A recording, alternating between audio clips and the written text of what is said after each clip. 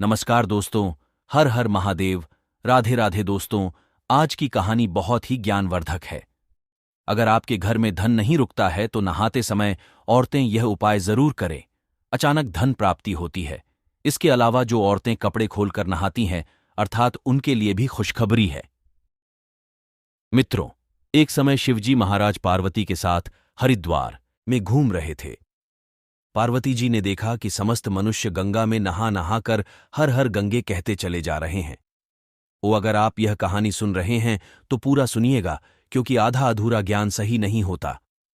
इसके अलावा हे मां लक्ष्मी, जो भी भक्त हमारी इस वीडियो को लाइक करें और चैनल को सब्सक्राइब करें, उनके घर में धन की कभी कोई कमी न रहे, उनका घर हमेशा धन से भरा रहे। दोस्तों, भगवान के नाम पर कंजूसी न करें। सबसे पहले अपनी पूरी सच्ची श्रद्धा से कमेंट में जय श्री राम, ओम नमः शिवाय, राधे राधे जरूर लिखें। दोस्तों, जब पार्वती जी ने देखा कि समस्त मनुष्य गंगा में नहा नहाकर हर हर गंगे कहते चले जा रहे हैं, परंतु सभी दुखी और परेशान हैं, जब पार्वती जी ने बड़े आसुर्य से शिवजी से पूछा कि है महादेव, गंगा में इतनी बार स्नान करने पर भी इनके पाप और दुखों का नाश क्यों नहीं हुआ? क्या गंगा में सत्यता नहीं रही? शिवजी ने कहा, प्रिय, गंगा में तो वही सामर्थ्य है, परंतु इन लोगों ने पापनाशिनी गंगा में स्नान ही नहीं किया है, तब इन्हें लाभ कैसे हो? पार्वती जी ने आश्चर्य से कहा कि स्नान कैसे नहीं किया? सभी तो नहाकर जा रहे हैं, अभी तक इनके शरीर भी नहीं सूखे हैं। शिवजी ने कहा, ये केवल जल में डुबकी लगाकर आ रहे हैं, तुम्हें कल इसका रहस्य समझाऊंगा। दूसरे दिन बड़े जोर की बरसात होने लगी। गलियां कीचड़ से भर गई। एक चौड़े रास्ते में एक गहरा गड्ढा था। चारों ओर कीचड़ भर रहा था। शिवजी ने लीला से ही वृद्ध रूप धारण कर लिया और विवश की तरह गाढ़ा में जाकर ऐसे पड़ गए जैसे कोई मनुष्य चलता चलता गड्ढे में गिर पड़ा हो और निकलने की चेष्टा करने पर भी ना निकल पा रहा हो। पार्वती जी को उन्होंने यह समझाकर गड्ढे के पास बैठा दिया कि देखो, तुम लोगों को सुना सुनाकर यूं पुकारती रहो कि मेरे वृद्ध पति अकस्मात गड्ढे में गिर पड़े हैं। कोई पुण्य आत्मा इन्हें निकालकर इनके प्राण बचाए और मुझे असहाय की सहायता करें। शिवजी ने यह और समझा दिया कि जब कोई गड्ढे में से मुझे निकालने को तैयार हो, तब इतना और कह देना कि भाई, मेरे पति सर्वथा निष्पाप है। इन्हें वही हुए जो स्वयं निष्पाप हो। यदि आप निष्पाप हैं तो इनके हाथ लगाइए, नहीं तो हाथ लगाते ही आप भस्म हो जाएंगे। पार्वती जी तथास्तु कहकर गड्ढे के किनारे बैठ गई और आने जाने वालों को सुनाकर शिवजी की सिखाई हुई बात कहने लगी। गंगा में नहाकर लोगों के दल आ रहे हैं। सुंदर युवती को यूं बैठी देखकर कईयों के मन में पापा या कईयों को कुछ धर्म का भय हुआ। कई कानून से डरे कुछ लोगों ने तो पार्वती जी को यह भी सुना दिया कि मरने दे बूढ़े को, क्यों उसके लिए रोती है। और कुछ दयालु चरित्रवान पुरुष थे, उन्होंने करुणावश उस युवती के पति को निकालना चाहा, परंतु पार्वती के वचन सुनकर वे भी रुक गए। उन्होंने सोचा कि हम गंगा में नहाकर आए हैं तो क्या हुआ, पापी तो है ही, कहीं सहायता करते समय हम भस्म ना हो जाएं। इस स्त्री के कथन के अनुसार हम स्वयं भस्म ना हो जाएं। किसी का साहस नहीं हुआ। सैकड़ों आए, सैकड़ों ने पूछा और चले गए। संध्या हो चली। शिवजी ने कहा, पार्वती, देखा आया कोई सच्चे हृदय से गंगा में नहाने वाला।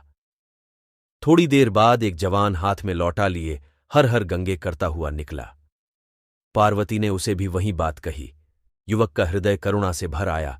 उसने शिवजी को निकालने की तैयारी की।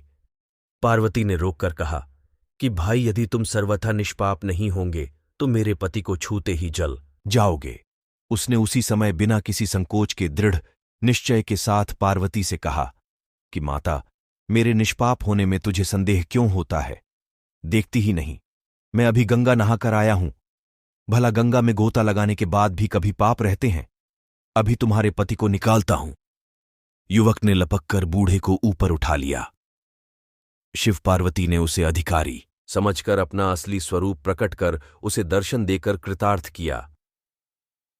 शिवजी ने पार्वती से कहा कि इतने लोगों में से इस एक ने ही गंगा स्नान किया है।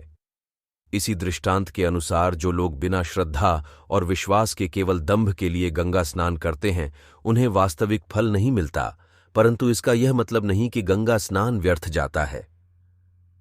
गंगा स्नान का बहुत पुण्य भी है। इसके बाद शिवजी ने पार्वती जी से कहा, अब मैं आपको 12 बातें बताता हूं। जो भी मनुष्य इन 12 बातों को नहाते समय ध्यान में रखता है वह कभी भी दुखी नहीं रहता है। उसके घर में मां लक्ष्मी का वास हो जाता है। उसके घर में अपार धन आता है। घर में कभी भी लड़ाई झगड़ा नहीं होते हैं। उसका पूरा परिवार हंसी खुशी जीवन व्यतीत करता है। तब माता पार्वती ने कहा है, भगवान आप हमें यह 12 बातें बता दीजिए।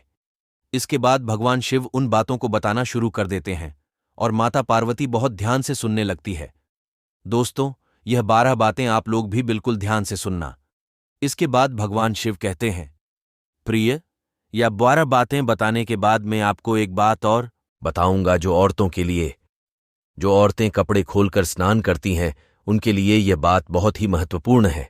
तो पार्वती जी इस बात को आप बहुत ही ध्यान से सुनना। तभी शिवजी अपनी वाणी को शुरू कर और बताने लगते हैं। दोस्तों, शिवजी कहते हैं, स्नान करने से शरीर निरोगी रहता है और मन प्रसन्न रहता है। नहाने से चेहरे की क्रांति और शारीरिक आकर्षण में भी बढ़ोतरी होती है। अगर इस नित्य कर्म के दौरान कुछ बातों का ध्यान रखा जाए तो आध्यात्मिक से भी ज्यादा लाभ पाया जा सकता है। नहाने के क्रम में जिन बातों का ख्याल जरूरी रखा जाना चाहिए, अब उन बातों के बारे में बताने जा रहा हूं। प्रिय, आप इन बातों को बिल्कुल ध्यान से सुनना। नंबर 1, स्नान करने के बाद लोग शब्द होकर पूजा पाठ। नंबर 1, स्नान करने के बाद लोग शुद्ध होकर पूजा पाठ आदि सारे काम करने के योग्य बनते हैं, इसलिए सुबह को ही स्नान कर लेना चाहिए। नंबर 2, शास्त्रों में कहा गया है कि स्नान करने से इन 10 गुणों की प्राप्ति होती है: रूप, तेज, बाल पवित्रता, आयु, आरोग्य, निर्लोकता, तप और मेधा। नंबर 3, लक्ष्मी, धन, पुष्टि व आरोग्य और स्वास्थ्य। चाहने वालों को हर मौसम में और हर दिन स्नान करना चाहिए। नंबर 4, शास्त्रों में कहा गया है कि सुबह स्नान करने से पाप का नाश होता है और पुण्य मिलता है। ऐसा कहा गया है कि सुबह नहाने वालों के पास नकारात्मक शक्तियां नहीं भटकती, इसीलिए सुबह स्नान करना ही उचित है। नंबर 5, बीमारी की हालत में सिर के नीचे से ही स्नान करना चाहिए। गीले कपड़े से शरीर को पोंछ लेना एक तरह का स्नान ही कहा गया है। नंबर 6, सुबह की लालिमा छाने से पहले ही स्नान लेना। नंबर 7, तेल लगाकर और देह को मलहकर नदी में नहाना माना है। इसकी जगह नदी से बाहर निकालकर तट पर ही देह को साफ करके तब नदी में डुबकी लगाना उचित है। नंबर 8, जिन घाटों पर कपड़े धोए जाते हैं वहां का जल अपवित्र माना जाता है, इसलिए वहां से कुछ दूर हटकर ही नहाना चाहिए। नंबर 9, नदी में 11 या 21 डुबकी लगाना शुभ माना गया है। नंबर 10, पवित्र नदियों में कपड़े नहीं धोना चाहिए। नदी में किसी भी प्रकार की गंदगी नहीं करनी चाहिए। नंबर 11, नल के पानी से झरने का पानी और झरने के पानी से नदी का पानी, नदी के पानी से किसी तीर्थ का जल और तीर्थ के जल से गंगा जल अधिक श्रेष्ठ माना गया है। नंबर 12, गंगा माता का कथन है कि जहां भी मेरा कोई जल में स्मरण करेगा मैं वहां पर उसके पास आ जाऊंगी।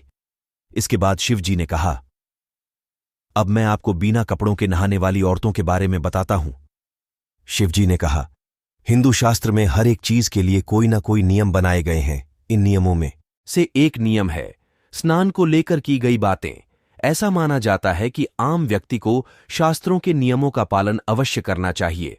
जिस घर में सुख समृद्धि बनी रहती है और खुशहाली आती है, साथ में अपर्दन बरसता है, माता लक्ष्मी भी राजी होती है।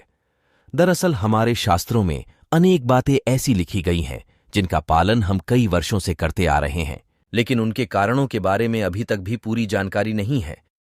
ऐसे ही नियमों में से एक है कि बिना वस्त्र स्नान करना।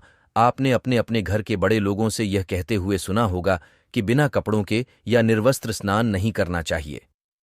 अगर हम पौराणिक कथाओं के बारे में बात करें तो बिना कपड़ों के स्नान की मनाही का सबसे बड़ा कारण कृष्ण जी के समय से जुड़ा है। पौराणिक कथाओं के अनुसार एक बार गोपिकाएं निर्वस्त्र सरोवर में स्नान कर रही थीं। तब श्री कृष्ण ने उनके कपड़ों को छुपा लिया था और जब गोपियों ने अपने वस्त्र वापस लेने के लिए बोला तो श्री कृष्ण जी ने गोपियों को समझाया कि बिना कपड़ों के स्नान नहीं करना चाहिए, इससे जल के देवता वरुण का अपमान होता है और घर में दरिद्रता आती है। अगर आप नहाते हुए यह सोच रहे हैं कि आपको बंद कमरे में कोई नहीं देखा है तो ऐसा गलत है, क्योंकि ईश्वर आपको हर स्थान पर देखते हैं। अगर आप निर्वस्त्र स्नान कर रहे हैं तो यह जल के देवता वरुण का सरासर अपमान होता है। निर्वस्त्र स्नान करने से आपको पाप लग सकता है और शारीरिक और मानसिक दुख दर्द भी हो सकते हैं। अगर आप निर्वस्त्र स्नान करते हैं तो आपके शरीर में नकारात्मक ऊर्जा पहुंचती है और आपकी मानसिकता भी नकारात्मक हो सकती है। इसलिए आपको हमेशा यही सलाह दी जाती है कि आपके बिना कपड़ों के स्नान नहीं करना चाहिए। निर्वस्त्र स्नान करने से शरीर की सकारात्मक ऊर्जा बाहर निकल सकती है और नकारात्मक ऊर्जा शरीर के अंदर प्रवेश कर जाती है और इसका प्रभाव आपके शरीर के साथ साथ आपकी मानसिक संतुलन पर भी पड़ता है। गरुड़ पुराण में बताया गया है कि जब आप स्नान करते हैं तो आपके पितृ यानी आपके मृत पूर्वज आपके आसपास ही रहते हैं और आपको पितृदोष लगा सकता है। ऐसे स्नान करने से आपके पितृ महाराज नाराज होते हैं और यह वेस्टर्न से गिरने वाले जल को धारण करते हैं, जिससे उनकी तृप्ति होती है। बिना कपड़ों के स्नान करने से पितृ को तृप्ति नहीं मिलती है, जिससे बल, धन और सुख नष्ट होता है। इसलिए कभी भी निर्वस्त्र होकर स्नान नहीं करना चाहिए। धर्मशास्त्र के अनुसार नहाने वाला पानी पूर्वजों के इससे जाता है और बिना कपड़ों के नहाने पर पितरों के समक्ष निर्वस्त्र होकर कर नहाना माना जाता है। दोस्तों, हमारा यह चैनल प्राचीन मान्यताओं पर आधारित है। अगर आप भी प्राचीन मान्यताओं को मानते हैं तो चैनल को अभी सब्सक्राइब करें और बेल आइकन को भी दबा दें ताकि आने वाली वीडियो का नोटिफिकेशन सबसे पहले आप तक आ सके। वीडियो अच्छी लगी तो वीडियो को लाइक करें, शेयर करें और कमेंट में हर हर महादेव जरूर लिखें। धन्यवाद।